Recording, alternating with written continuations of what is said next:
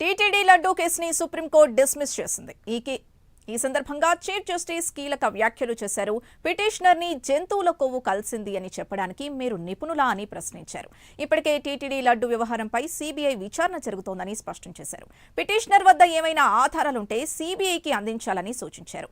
తిరుపతి లడ్డూల్లో జంతువుల కొవ్వు లేదా రసాయనాలు ఉన్నాయని చేసే ఆరోపణల్ని పిటిషన్ దాఖలు కాగా న్యాయస్థానం విచారణ చేపట్టింది.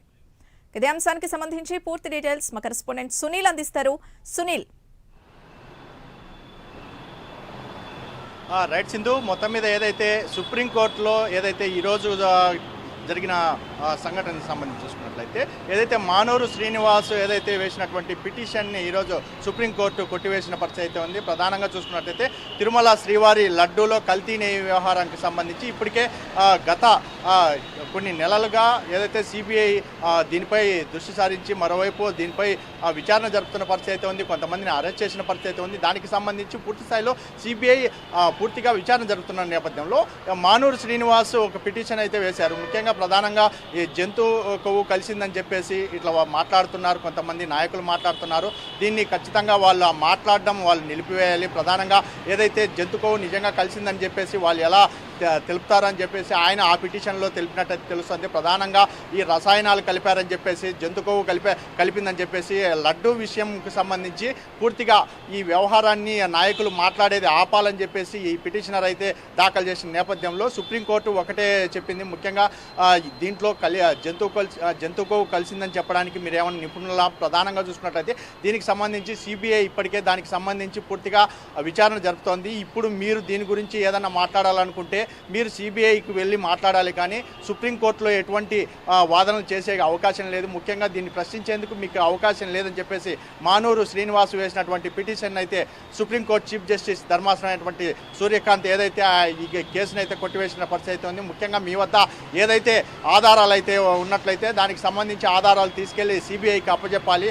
ముఖ్యంగా ఏదైనా నాయకులు మాట్లాడుతున్న దానికి సంబంధించి మీ దగ్గర పూర్తి స్థాయిలో ఆధారాలు ఉంటే మీరు వాళ్ళని ప్రశ్నించండి, అంతేగాని సుప్రీంకోర్టుకి దీనికి సంబంధం లేదని చెప్పేసి ఏదైతే తెలిపిన నేపథ్యంలో ఇది చాలా పెద్ద ఇష్యూగా మారిన పరిస్థితి అయితే ఉందని చెప్పొచ్చు. ముఖ్యంగా సుప్రీంకోర్టు చీఫ్ జస్టిస్ ప్రధానంగా ఒకటే మాట్లాడారు.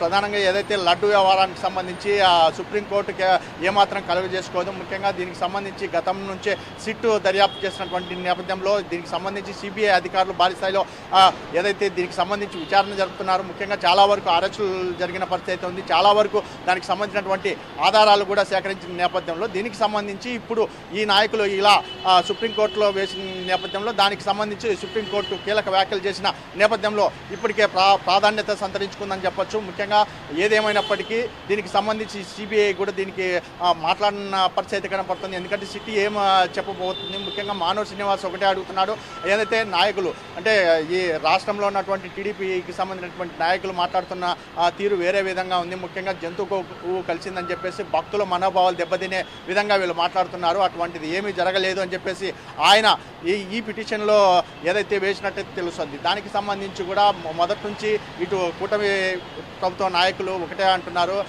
రసాయనాలు కలిపినటువంటి నెయ్యిని ఏదైతే తిరుమలకి సప్లై చేశారు, కానీ ఇంత స్థాయిలో జరిగినప్పటికీ వాళ్ళు ఒప్పుకోవడం లేదు ప్రధానంగా అని చెప్పేసి వాళ్ళు తెలుపుతున్న నేపథ్యంలో దీనికి సంబంధించి పూర్తిగా విచారణ జరుగుతున్నప్పటికీ ఇప్పుడు దీనికి సంబంధించి ఇటు పిటిషన్ దాఖలు అవడం ప్రధానంగా ఏదైతే ఈరోజు సుప్రీంకోర్టు కొట్టివేయడంపై ప్రధానంగా చూసుకున్నట్లయితే ఖచ్చితంగా దోషులను ఖచ్చితంగా శిక్షిస్తారు. ముఖ్యంగా ఏదైతే సిబిఐ దృష్టిలో ఉన్నటువంటి ఎవరైతే దొంగలు ఉన్నారో దీనికి సంబంధించి ఏదైతే ఈ కల్తీకి సంబంధించినటువంటి వారు ఉన్నారో వారందరినీ ఖచ్చితంగా అరెస్టులు త్వరలో జరుగుతాయనేది ప్రధానంగా వస్తున్న పరిస్థితి ఉన్నాయి. ఎందుకంటే దీనికి సంబంధించి ఏపీ హైకోర్టు కావచ్చు, ముఖ్యంగా సుప్రీంకోర్టులో దీనికి సంబంధించి చాలా వరకు ప్రజా ప్రయోజన వాద్యాలు సంబంధించి బిల్లులు కూడా దాఖలైన పరిస్థితి. అంటే వైసీపీకి సంబంధించినటువంటి చాలామంది నాయకులు చాలా వరకు బిల్లు వేసిన పరిస్థితి ఉంది. ముఖ్యంగా కల్తీ జరగలేదు అని చెప్పేసి కొంతమంది బిల్లు వేసిన పరిస్థితి ఉంది. దానికి సంబంధించి కూడా చాలామంది దీనిపై కోర్టుకు వెళ్ళిన నేపథ్యంలో